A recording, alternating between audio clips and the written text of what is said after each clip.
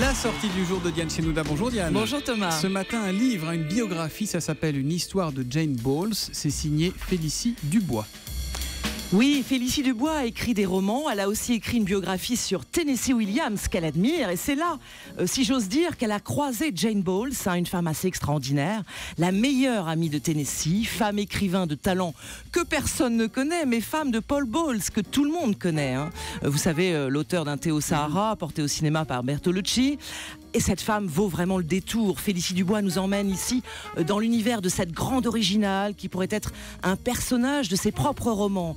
Avec Paul Bowles, elle forme un couple vraiment atypique. Lui préfère les hommes, elle les femmes, mais ils seront liés à jamais. Ils se rencontrent à New York à la fin des années 30, s'installent au Maroc à Tanger dans les années 50, la ville de tous les possibles, de tous les excès pour les artistes venus d'ailleurs. Et Félicie Dubois nous fait bien revivre l'ambiance de l'époque dans le Tanger de ces années-là. Ce qui est très intéressant dans l'histoire de Jane, c'est qu'elle vivait entourée d'amis qui sont extrêmement célèbres. C'était Tennessee Williams, Truman Capote, celui qu'on appelait la reine de Tanger, qui était une sorte d'aristocrate britannique richissime, qui organisait des soirées magnifiques, champagne. C'était un univers cosmopolite, complètement déjanté. Donc Jane a eu une vie extrêmement bohème. C'est à la fois un voyage dans une époque, mais c'est aussi le portrait d'une femme tourmentée. Ah oui, oui. Jane Bowles est douée pour l'amitié, mais alors côté cœur, elle vit des histoires compliquées et elle en bave avec l'écriture. C'est une souffrance, l'écriture.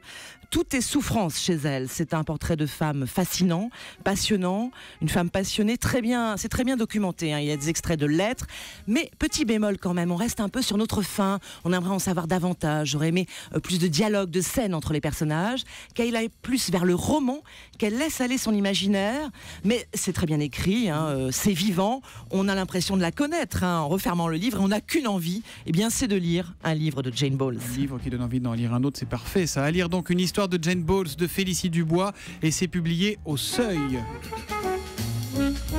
Take 5 de Dave Brubeck. Alors pourquoi cette musique?